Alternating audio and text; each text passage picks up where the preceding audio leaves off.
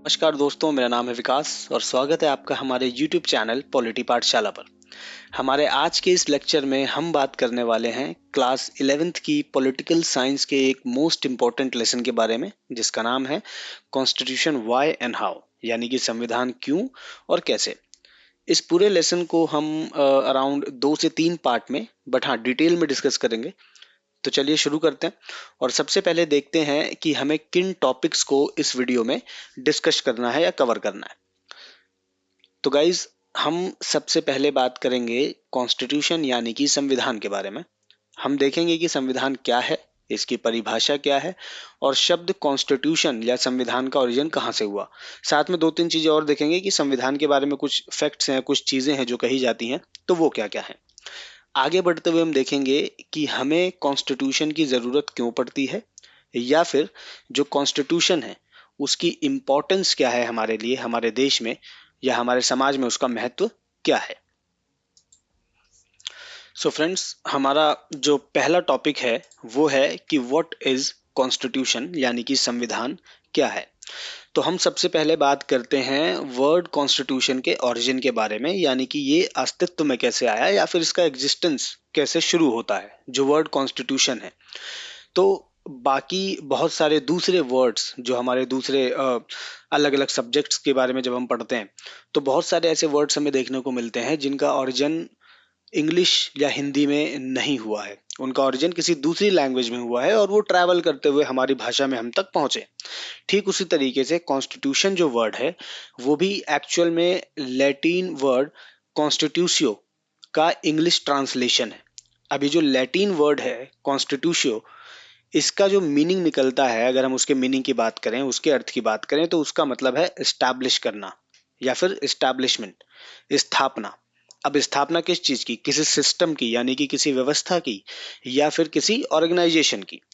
लेकिन ये जो लैटिन वर्ड है कॉन्स्टिट्यूशियो, ये डायरेक्ट इंग्लिश में ट्रांसलेट नहीं होता है, ये डायरेक्ट इंग्लिश लैंग्वेज में नहीं आता है। 14th सेंचुरी के आसपास ये जो वर्ड है लैटिन वर्ड, ये फ्रेंच लैंग्वेज से होते हुए इंग्लिश में आया। यानी कि कॉन्स्टिट्यूशियो को फ्रेंच में बोला गया कॉन्स्टिट्यूशन। फ्रेंच रिवॉल्यूशन के टाइम की बात है ये, जब वहां पे पहला संविधान बनाया गया। तो वहां पे जब इस शब्द का इस्तेमाल किया गया, तो उस शब्द का मतलब, यानी कॉन्स्टिट्यूशन शब्द का मतलब वहां पर कानून से था, रूल से था, रेगुलेशन से था। और इसी शब्द को आगे चलकर ओल्ड इंग्लिश में ट्रांसलेट किया गया तो वो बना कॉन्स्टिट्यूशन। अगर हम इसके मीनिंग की बात करें, तो जब ये वर्ड नया नया इंग्लिश में ट्रांसलेट हुआ या फिर जब ये वर्ड लैटिन से फ्रेंच में आया, तो वहां पर इस शब्द का मतलब, कॉन्स्टिट्यूशन वर्ड का मतलब सिर्फ और सिर्फ लॉ से था। किसी तरीके का ऑर्डर, कोई आदेश या फिर कोई कानून, उसको कॉन्स्टिट्यूशन कहा गया। लेकिन आज के मॉडर्न टाइम पीरियड में कॉन्स्टिट्यूशन का मतलब सिर्फ कानून से नहीं है, सिर्फ लॉ से नहीं है, बल्कि अ सिस्टम ऑफ लॉ से है, यानी कि कानून की पूरी व्यवस्था से है, पूरी प्रणाली से है। अब आगे देखते हैं कॉन्स्टिट्यूशन के मीनिंग या डेफिनेशन को। तो एज पर ए के वर्मा जो एक पॉलिटिकल थिंकर हैं, इंडियन पॉलिटिकल थिंकर हैं, वो अपने शब्दों में, अपने वर्ड्स में, वो कॉन्स्टिट्यूशन के मीनिंग को या डेफिनेशन को कुछ इस तरीके से बताते हैं कि कॉन्स्टिट्यूशन इज अ सुप्रीम और best legislation where legislation means law. यानी कि जो संविधान है, जो संविधान शब्द है या फिर जो संविधान है, वो सुप्रीम यानी कि सर्वश्रेष्ठ, बेस्ट, सर्वश्रेष्ठ या बेस्ट आप कह लीजिए, हिंदी में सर्वश्रेष्ठ या फिर सर्वोपरि भी आप कह सकते हैं। कॉन्स्टिट्यूशन जो है, संविधान जो है, वो सर्वोपरि और सबसे अच्छा विधान है। लेजिस्लेशन का मतलब यहाँ पे विधान से है और विधान का मतलब कानून से है। यानी कि ए के वर्मा का भी यही बेसिकली, वो ये बताना चाह रहे हैं कि जो संविधान है, जो कॉन्स्टिट्यूशन है, वो देश का सुप्रीम लॉ है, सबसे बड़ा कानून है।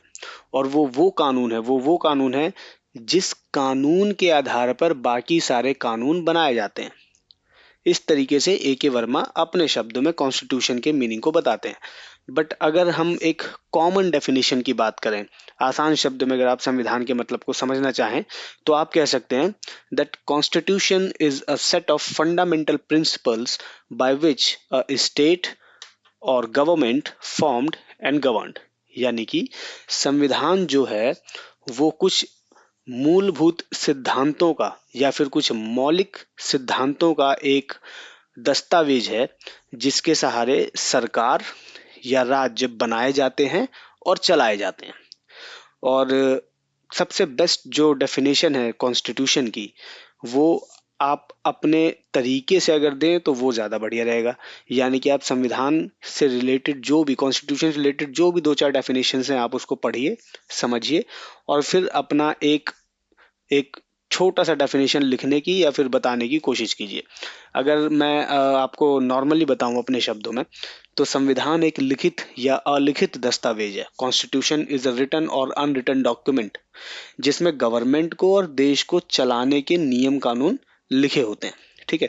और जितने भी आज के टाइम पे आज़ाद देश हैं, यानी कि जाहिर सी बात है आज के टाइम पे 99.9% जो कंट्रीज हैं सारी फ्री हैं, सब आज़ाद हैं।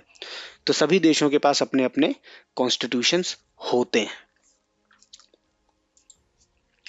आगे बढ़ते हैं और देखते हैं कि व्हाट वी सी समटाइम्स, जो कॉन्स्टिट्यूशन है, कॉन्स्टिट्यूशन को कई बार समाज का या देश का दर्पण यानी कि आईना कहा जाता है। ठीक है, हमारे कॉन्स्टिट्यूशन को भी, भारत के संविधान को भारत का आईन कहा जाता है। Constitution is a mirror of a nation. अब सवाल आता है कि ऐसा क्यों है।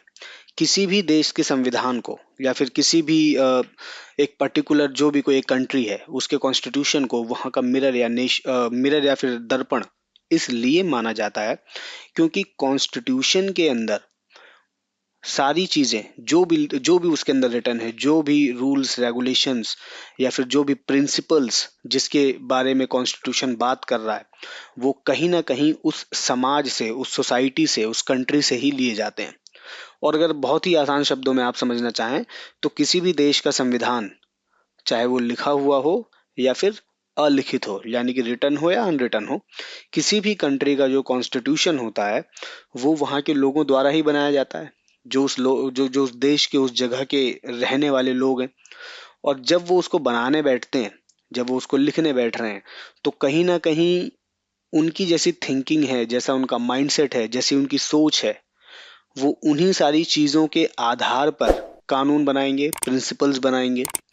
तो इसीलिए कहा जाता है कि कॉन्स्टिट्यूशन जो है वो एक नेशन का मिरर होता है। यानी कि कॉन्स्टिट्यूशन को देख के पता चलता है कि वो देश कैसा है, उस देश में किस तरह का कानून होगा, उस देश के लोग किस तरह के होंगे, यानी किस तरह के सिद्धांतों वाले होंगे। किस तरह का मतलब है नहीं कि अच्छे होंगे या बुरे होंगे, उनके प्रिंसिपल्स क्या होंगे, और वो कंट्री किस आइडिया पर बिलीव करता होगा, उसके बिलीव्स क्या होंगे। इसीलिए कॉन्स्टिट्यूशन को मिरर ऑफ अ नेशन कहा जाता है। जैसे अगर हम अपने कॉन्स्टिट्यूशन की बात करें तो हमारे कॉन्स्टिट्यूशन का जो प्रियम्बल है, जो प्रस्तावना है, उसके अंदर समानता, स्वतंत्रता, धर्मनिरपेक्षता, न्याय, ऐसे ऐसे वर्ड्स यूज किए गए हैं जो कहीं ना कहीं ये बताते हैं कि भैया जो हमारा देश है, जो हमारी कंट्री है, भारत, इंडिया, वो इन सारी चीज़ों पर बिलीव भी करता है और इन सारी चीज़ों को सोसाइटी के अंदर इम्प्लीमेंट करने के लिए प्रेशर भी डालता है और कोशिश करता है कि ये सारी चीज़ें समाज में रहें, सोसाइटी के लोगों को ये सारे वैल्यूज़ मिलें, वो अपने अधिकारों का यूज़ कर सकें, वो स्वतंत्र हों, वो फ्रीडम हो उनके पास इक्वालिटी यानी कि समानता हो। और क्योंकि भारत में बहुत सारे रिलीजन भी हैं, धर्म भी हैं, तो पंथ निरपेक्षता वर्ड या धर्म निरपेक्षता वर्ड, जिसे सेकुलरिज्म कहा जाता है, उसे भी यूज किया गया है। इसी तरीके से हर कंट्री या हर नेशन के कॉन्स्टिट्यूशन में हमें जो वर्ड्स, जो रूल्स, जो प्रिंसिपल्स देखने को मिलते हैं, वो कहीं ना कहीं उस समाज के बारे में हमें एक ओवरव्यू देते हैं। इसीलिए कहा जाता है कि constitution is a mirror of a nation और अ सोसाइटी। आगे, कॉन्स्टिट्यूशन जो है वो बहुत सारे अलग अलग टाइप्स का होता है, बट मेजरली उसके दो टाइप्स होते हैं। हम यहाँ पे दो टाइप्स की बात करेंगे, आगे किसी दिन हम बात करेंगे कॉन्स्टिट्यूशन के सारे टाइप्स के बारे में, जहाँ पे हम सिर्फ कॉन्स्टिट्यूशन के बारे में ही बात करेंगे। बट अभी इस चैप्टर के अकॉर्डिंग अगर हम देखें तो यहाँ पे कॉन्स्टिट्यूशन के दो प्रकारों की बात की गई है, टू टाइप्स ऑफ कॉन्स्टिट्यूशन की बात की गई है क्या। आज के करंट टाइम पीरियड में आप देखेंगे संविधान आपको वही दिखेगा जो देश, जो कंट्री आज़ाद है, जो कंट्री फ्री है। और मॉडर्न टाइम पीरियड में यानी अभी करंट में आप देखें तो लगभग सारे ही देश जो हैं वो आज़ाद हैं। ठीक है। और कॉन्स्टिट्यूशन आपको उन देशों में ही दिखेगा जहाँ पे लोकतंत्र है। तो हालांकि आज के टाइम पे सभी देशों में ही लोकतंत्र है, और जहाँ पे लोकतंत्र नहीं भी है, इक्के दुक्के देश ऐसे हैं जहाँ पे लोकतंत्र नहीं भी है, बट फिर भी वो दुनिया के सामने यही शो करते हैं कि वहाँ पे डेमोक्रेसी है, वहाँ पे लोकतंत्र है। तो सभी लोकतांत्रिक देशों का अपना संविधान होता है। अब क्योंकि संविधान अलग अलग देशों में है, अलग अलग तरीके से बनाया गया है, अलग अलग सोच वाला संविधान है, तो उसके टाइप्स भी अलग अलग होते हैं। लगभग चार पाँच पाँच या छः तरीके के कॉन्स्टिट्यूशन हमारे सामने हैं अभी करंट में, बट हमें यहाँ पे दो की बात करनी है, क्योंकि मेजरली वो दो ही तरीके के होते हैं, फिर उनके सब पार्ट्स बन जाते हैं। तो मेजरली जो दो तरीके के कॉन्स्टिट्यूशन है वो है रिटन यानी कि लिखित, और दूसरा है अनरिटन यानी कि अलिखित। अब यहाँ पे रिटन का मतलब ये है कि वो लिखा हुआ है, अनरिटन का मतलब लेकिन ये नहीं है कि वो लिखा हुआ नहीं है। ठीक है। रिटन का मतलब है यहाँ पे रिटन कॉन्स्टिट्यूशन मीन्स, लिखित संविधान का मतलब है वो संविधान, वो कॉन्स्टिट्यूशन जिसका मैक्सिमम पार्ट लिखा हुआ है। और अनरिटन का मतलब है वो कॉन्स्टिट्यूशन जिसका मैक्सिमम पार्ट लिखा हुआ नहीं है। अब यहाँ पे लिखे होने से क्या मतलब है, राइटिंग से क्या मतलब है? राइटिंग या लिखे होने से मतलब ये नहीं है कि वो पेन और पेपर ले करके उसको लिखा गया है। लिखने से मतलब ये है, जैसे अगर हम इंडियन कॉन्स्टिट्यूशन की बात करें तो इंडिया का कॉन्स्टिट्यूशन रिटन कॉन्स्टिट्यूशन है, यूएस का कॉन्स्टिट्यूशन रिटन कॉन्स्टिट्यूशन है। क्यों है? क्योंकि आज़ादी से पहले दोनों ही देशों ने, अगर हम सिर्फ इंडिया की भी बात करें तो आज़ादी से पहले भारत ने और भारत के लोगों ने मिल करके संविधान बनाया, इलेक्शंस हुए, कॉन्स्टिट्यूएंट असेंबली बनी, जिसके बारे में हम अभी आगे पढ़ेंगे। तो कुछ गिने चुने लोग थे जिन्होंने बैठ करके बाकायदे से भारत का संविधान, इंडिया का कॉन्स्टिट्यूशन बनाया और सारी चीजें लिखी। इसलिए कहा जाता है कि इंडिया का कॉन्स्टिट्यूशन रिटन कॉन्स्टिट्यूशन है। और जो यहाँ पे रीति रिवाज परंपराएं पहले से चली आ रही थी उसको एज इट इज, ऐसा नहीं है कि उन्होंने कॉन्स्टिट्यूशन में छाप दिया, कॉपी पेस्ट कर दिया, ऐसा नहीं था। उन चीज़ों को जस्टिफाई, जो चीज़ें जस्टिफाई हो रही थी सोसाइटी के लिए, जो चीज़ें समाज के लिए सही थी, उनको कानूनी रूप दे करके संविधान में डाला गया। अब वहीं अगर हम अनरिटन कॉन्स्टिट्यूशन की बात करें, जैसे ब्रिटेन का कॉन्स्टिट्यूशन सबसे बड़ा एग्जाम्पल है अनरिटन कॉन्स्टिट्यूशन का, तो वो अनरिटन क्यों कहलाता है? क्योंकि उसका मैक्सिमम पार्ट लिखा हुआ नहीं है। लिखा हुआ नहीं है इन द सेंस कि ऐसा नहीं है कि वहाँ के लोग बैठे, डिस्कशन किया, इलेक्शन करवाया, कुछ लोगों को चुना गया जो संविधान बनाएंगे और उन लोगों ने बैठ करके वहाँ का कॉन्स्टिट्यूशन बनाया, ऐसा नहीं है। वहाँ पे राजा महाराजाओं वाला सिस्टम था जो कि आज भी है।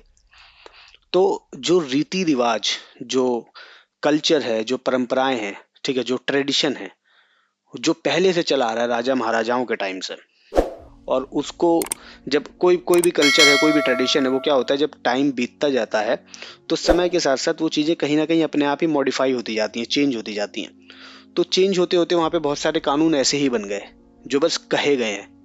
ठीक है, उनको बैठ करके उनके ऊपर डिस्कशन करके, सोच विचार करके, जस्टिफिकेशन के साथ उन रूल्स को, रेगुलेशंस को नहीं बनाया गया, वो बस चलते आ रहे हैं। तो चलते आ रहे हैं तो ठीक है, वो आज भी चल रहे हैं। तो वहाँ पे मैक्सिमम रूल्स रेगुलेशंस जो हैं वो ऐसे ही हैं जो ट्रेडिशनली चले आ रहे हैं राजा महाराजाओं के टाइम से।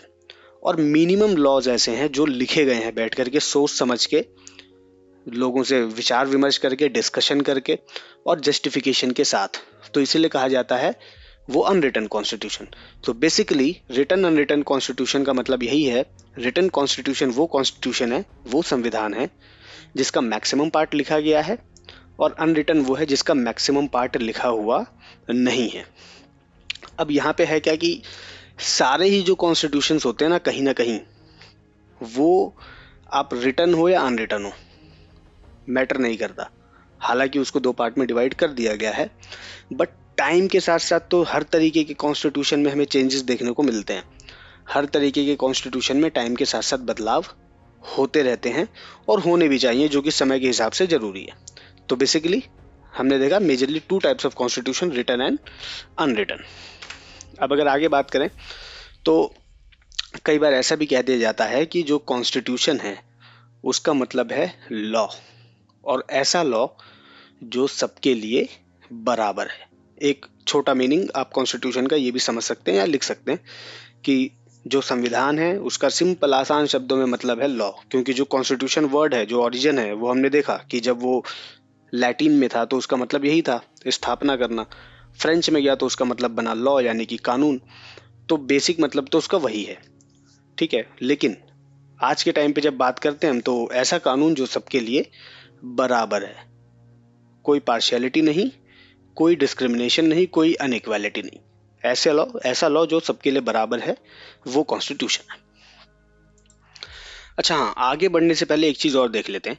ये जो रिटन और अनरिटन कॉन्स्टिट्यूशन है, अगर हम सिर्फ रिटन कॉन्स्टिट्यूशन की बात करें तो रिटन कॉन्स्टिट्यूशन को लचीला और कठोर दोनों कहा जाता है।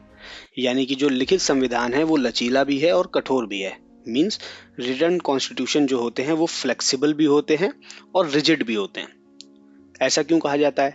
फ्लेक्सिबल इसलिए होते हैं क्योंकि इनके अंदर इजीली चेंजेस किया जा सकता है। ज़रूरत पड़ने पर एक प्रोसेस है, उस प्रोसेस को फॉलो किया जाता है और उस प्रोसेस को फॉलो करके कॉन्स्टिट्यूशन में कोई भी चेंज किया जा सकता है। लेकिन रिजिड भी है। रिजिड क्यों है? क्योंकि कॉन्स्टिट्यूशन के, इंडियन कॉन्स्टिट्यूशन के कुछ पार्ट्स ऐसे हैं, कुछ चीज़ें ऐसी हैं जिनको बदलने के लिए काफ़ी ज़्यादा बहुमत की ज़रूरत पड़ती है, या फिर ये कहें कि जिसको बदलने के लिए बहुत मेहनत करनी पड़ती है। आसानी से नहीं बदला जा सकता, सिंपल मेजोरिटी से नहीं बदला जा सकता। तो इसीलिए इंडियन कॉन्स्टिट्यूशन को, जो कि रिटन है, उसको बोला जाता है कि इंडिया का रिटन कॉन्स्टिट्यूशन रिजिड भी है, फ्लेक्सिबल भी है। इवन मैक्सिमम कंट्रीज जहां जहां पे रिटन कॉन्स्टिट्यूशन है, वो सारे रिटन कॉन्स्टिट्यूशन, जितने भी रिटन कॉन्स्टिट्यूशन हैं ऑल ओवर द वर्ल्ड, वो सारे के सारे रिटन कॉन्स्टिट्यूशन के पास ये क्वालिटी होती है कि वो फ्लेक्सिबल यानी कि लचीले भी होते हैं और रिजिड यानी कि कठोर भी होते हैं।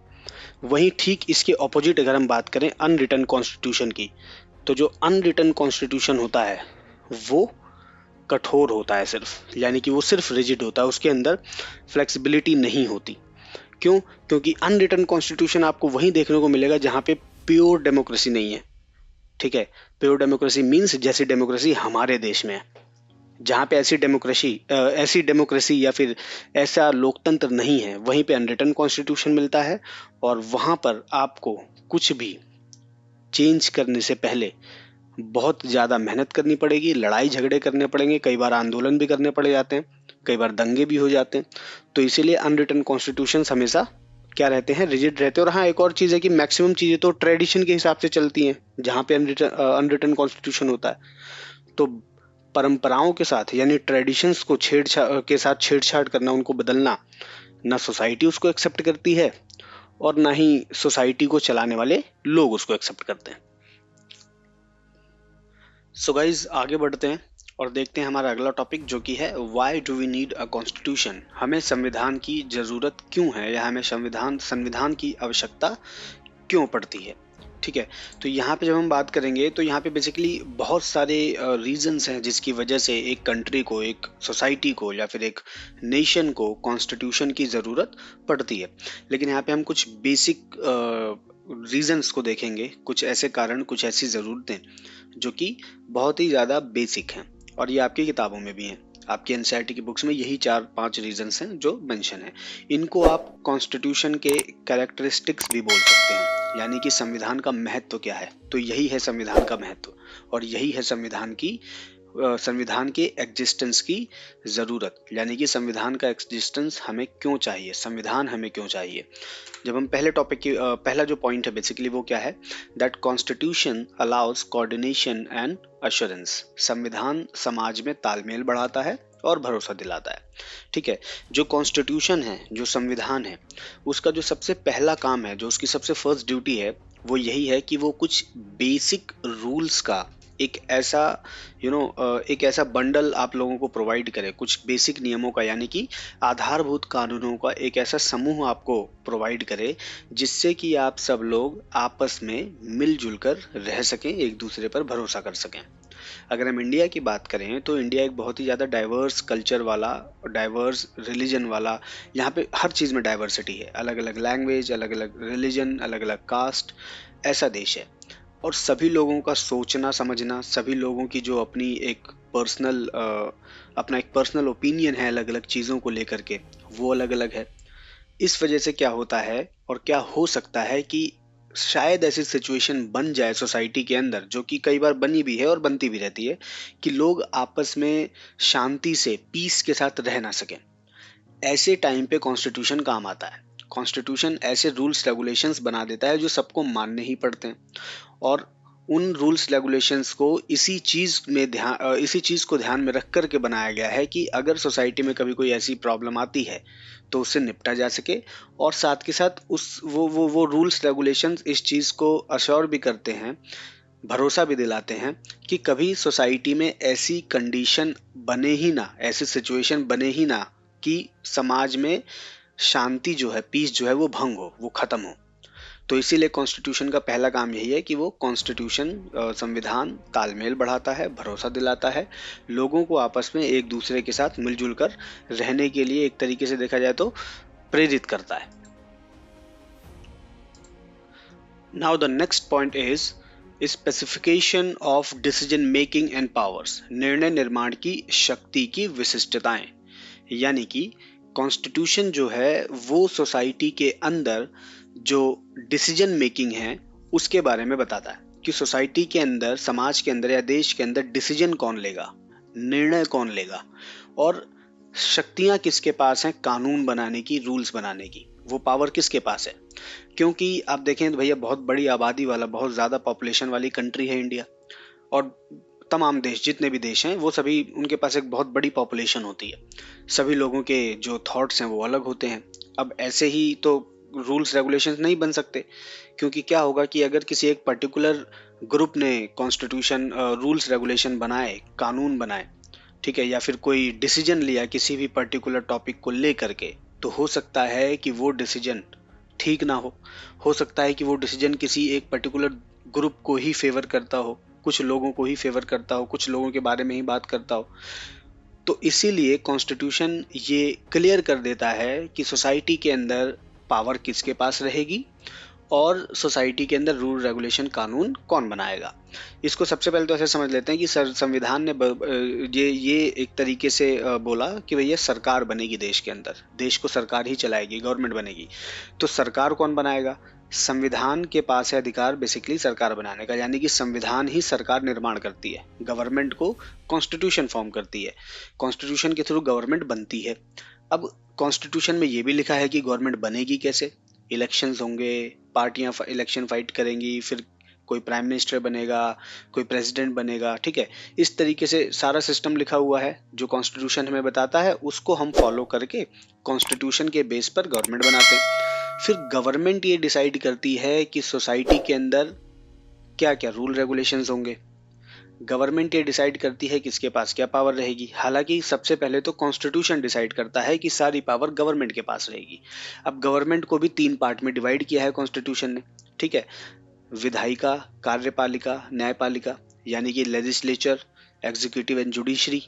पावर को डिवाइड कर दिया ताकि किसी एक के पास पावर ना रहे, क्योंकि किसी एक के पास अगर सारी शक्ति रहेगी, सारी पावर रहेगी, तो हो सकता है कि वो बहुत ज़्यादा कुछ ऐसे अनफेयर काम करे जो कि सही नहीं है सोसाइटी के लिए, या फिर वो किसी पर्टिकुलर ग्रुप को फेवर करने लगे, ठीक। तो इसीलिए पावर को डिवाइड किया गया, और जब वो पावर डिवाइड हुआ तो सबके काम डिवाइड हुए। इस तरीके से सबके पास अलग अलग काम करने की जो है कि पावर है, शक्ति है, और सबके पास अलग अलग कायदे कानून बेसिकली बनाने का राइट है।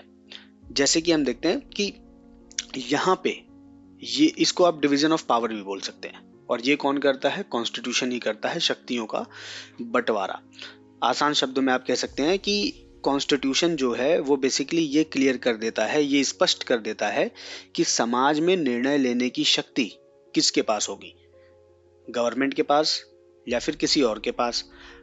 उसके साथ साथ संविधान ये भी तय करता है, कॉन्स्टिट्यूशन ये भी बताता है कि गवर्नमेंट कैसे बनेगी। सबसे पहले कॉन्स्टिट्यूशन गवर्नमेंट बनाता है, फिर गवर्नमेंट को राइट्स दे देता है, पावर दे देता है रूल्स बनाने की, और वो रूल्स सभी लोगों के लिए बनते हैं। अब इसका भी एक पूरा प्रोसेस है, ऐसा नहीं है कि गवर्नमेंट बन गई और गवर्नमेंट ने रूल बना दिए। पार्लियामेंट है, पार्लियामेंट में प्रॉपर डिस्कशन होता है, डिबेट होता है, मुद्दे उठाए जाते हैं, और तर्क वितर्क के आधार पर कानून बनते हैं और फिर वो देश के अंदर लागू होते हैं। ये बहुत ज़रूरी है यहाँ पे देखना कि जब भी कोई कानून बनाया जाता है, जब भी कोई फैसला लिया जाता है गवर्नमेंट के द्वारा, तो वो सबके लिए होता है, यानी कि वो जनता के लिए है। तो वो ये ज़रूर कोशिश करते हैं, ये ज़रूर देखते हैं कि उसका फ़ायदा मैक्सिमम लोगों को सोसाइटी में हो। ऐसा ना हो कि मिनिमम लोगों को उसका फ़ायदा हो रहा है और मैक्सिमम लोगों को नुकसान हो रहा है। तो यहाँ पे भी मेजॉरिटी के बेस पे ही काम होता है। Now the third point is limitation on the powers of government. ये भी इसलिए भी हमें कॉन्स्टिट्यूशन की जरूरत पड़ती है कि कॉन्स्टिट्यूशन सरकार की जो पावर्स हैं, जो शक्तियां हैं, उस पे सीमाएं लगाता है, बाउंड्रीज लगाता है। यानी कि ये संविधान का तीसरा काम है, ये थर्ड ड्यूटी है कॉन्स्टिट्यूशन की, कि वो गवर्नमेंट के द्वारा बनाए गए जो भी कायदे कानून और जो भी उनके द्वारा किए जाने वाले काम हैं, उन सब पर लिमिटेशंस लगाता है, एक बाउंड्री सेट करता है कि ये कर सकते हो, इतना इतना कर सकते हो, इससे आगे नहीं बढ़ सकते। ठीक है। अब ये कैसे करता है कॉन्स्टिट्यूशन? सबसे पहले तो ये कि कॉन्स्टिट्यूशन ने पावर डिवाइड कर दिया कि सरकार अगर है तो सरकार के भी अलग अलग अंग हैं, अलग अलग पिलर्स हैं गवर्नमेंट के ना। सॉरी। तो सबके पास अलग अलग पावर रहेगी, जिससे कि सब एक दूसरे के ऊपर डिपेंडेंट हो जाते हैं और किसी एक पिलर के पास, किसी एक अंग के पास सारी शक्ति नहीं रहती है, जिससे कि वो उसका गलत इस्तेमाल कर सके। इसके साथ साथ गवर्नमेंट ने क्या किया कि कॉन्स्टिट्यूशन क्या करती है कि कॉन्स्टिट्यूशन आम जनता को सबसे ज्यादा ताकतवर बनाती है। कहने के लिए सरकार है, कहने के लिए जुडिशरी है, बट सबसे ज्यादा पावरफुल आम आदमी ही है, क्योंकि उसके पास फंडामेंटल राइट्स हैं, मौलिक अधिकार। तो सरकार क्या, कॉन्स्टिट्यूशन क्या करती है, वो जनता को, आम जनता को मौलिक अधिकार देती है, जिसका इस्तेमाल करके वो सबसे ज्यादा ताकतवर बनते हैं। और उन मौलिक अधिकारों का, उन फंडामेंटल राइट्स का यूज करके जनता चाहे तो गवर्नमेंट को हटा भी सकती है। और साथ के साथ कॉन्स्टिट्यूशन ये भी अश्योर करती है कि जब गवर्नमेंट कोई रूल रेगुलेशन बनाए तो वो मौलिक अधिकारों को ध्यान में रखते हुए बनाए, फंडामेंटल राइट्स को। गवर्नमेंट कभी भी कोई ऐसा रूल रेगुलेशन नहीं बना सकती, कोई ऐसा एक्शन नहीं ले सकती जो फंडामेंटल राइट्स को, मौलिक अधिकारों को वायलेट कर रहे हैं, उसका हनन कर रहे हैं। ठीक है। क्यों? क्योंकि वो सबसे बड़ा प्रोटेक्टर है आम आदमी का, आम जनता का। तो इस तरीके से कॉन्स्टिट्यूशन गवर्नमेंट की पावर्स पर बाउंड्रीज लगाता है, सीमाएं लगाता है। आगे जो अगला टॉपिक है वहाँ वो ये है basically aspiration and goals of a society. समाज की आकांक्षाएं और लक्ष्य। ठीक है। आकांक्षाओं का मतलब सीधा इच्छा से है, ठीक है, विल, कि समाज चाहता क्या है। तो कॉन्स्टिट्यूशन गवर्नमेंट को वो सब कुछ करने की आज़ादी देता है। कॉन्स्टिट्यूशन गवर्नमेंट को और देश को चलाने वाले दूसरे संस्थाओं को, ऑर्गेनाइजेशंस को ये राइट देता है, ये अधिकार देता है कि वो हर वो काम करने के लिए आज़ाद हैं, हर वो काम करने के लिए पूरी तरीके से उनके पास ये पावर है कि वो समाज की इच्छाओं को और उनके लक्ष्यों को, यानी कि उनके गोल्स को पूरा कर सकें। यानी कि एक सोसाइटी का गोल क्या रहता है कि भाई पीस चाहिए, एजुकेशन चाहिए, खाने को खाना चाहिए, रहने को घर चाहिए, ये उनकी बेसिक नीड्स हैं, बेसिक इच्छाएं हैं। तो गवर्नमेंट ऐसे काम करती है, ऐसे लोक कल्याणकारी काम या फिर ऐसे पब्लिक वेलफेयर एक्टिविटीज वो करती है जिससे कि ये चीज़ें पूरी हो सकें। हर सोसाइटी के अंदर रहने वाले बंदे का, एक इंडिविजुअल का जो लक्ष्य है, जो उसका गोल है, वो यही है कि वो सक्सेसफुल हो जाए, उसे अच्छा एजुकेशन मिले, अच्छी नौकरी मिले, ताकि उसके पास अपनी फाइनेंशियल नीड्स को पूरा करने के लिए ठीक ठाक एक अमाउंट हो, पैसा हो। तो गवर्नमेंट क्या करती है, गवर्नमेंट अपने पावर्स का यूज करके ऐसा एनवायरनमेंट क्रिएट करती है, ऐसी परिस्थितियां बनाती है जिससे कि समाज में रहने वाले सभी लोगों की आकांक्षाएं पूरी हो सकें और उसका लक्ष्य पूरा हो सके। अब सवाल ये आता है कि क्या इसके लिए कॉन्स्टिट्यूशन की जरूरत है? ये काम तो गवर्नमेंट भी कर सकती है, बट नहीं, ऐसा नहीं है। आप इसको एक एग्जाम्पल से समझ सकते हैं कि अगर हम करंट में बात करें, अगर हम पास्ट की बात करें, करंट पे भी आते हैं, अगर हम पास्ट की बात करें साउथ अफ्रीका की, तो वहाँ पे एक अच्छी खासी गवर्नमेंट थी, बट फिर भी वहाँ पे कलर के बेस पर लोगों के बीच में डिस्क्रिमिनेशन होता था और सोसाइटी के अंदर पीस नहीं था, लड़ाई झगड़े थे, डिस्क्रिमिनेशन था। हालांकि वहाँ पे गवर्नमेंट तो थी जो कि लोगों ने ही बनाई थी, बट फिर भी वो चीज़ें पूरी नहीं हो पा रही थी जो सोसाइटी चाह रही थी। तो एक आंदोलन होता है, सरकार को हटाया जाता है, नया संविधान बनाया जाता है, नया कॉन्स्टिट्यूशन बनाया जाता है। और वो कॉन्स्टिट्यूशन बनाने वाले लोग फिर इस चीज़ पे फोकस करते हैं कि हमें कैसा संविधान बनाना है, एक ऐसा संविधान बनाना है जो सरकार को ऐसे रूल्स रेगुलेशंस बनाने पे मजबूर करे, या फिर सरकार सरकार को ऐसे सोचने पर मजबूर करे कि वो समाज के लिए सोच सकें। ठीक है। और इस तरीके से वहां पे जब नया संविधान बना और फिर नई सरकार बनी, तब सोसाइटी के अंदर चेंजेस आए और वो डिस्क्रिमिनेशन खत्म हुआ।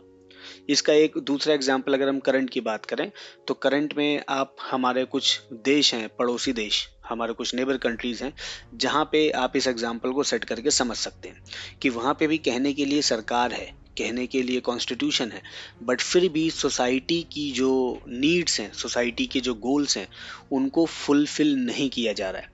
हाल ही में जो नेपाल वाला इंसिडेंट हुआ, नेपाल के अंदर जो एक पूरा तख्ता पलट हुआ, जो वहाँ की पूरी गवर्नमेंट को वहाँ के लोगों ने गिरा दिया, वो इसी का एक एग्जाम्पल है।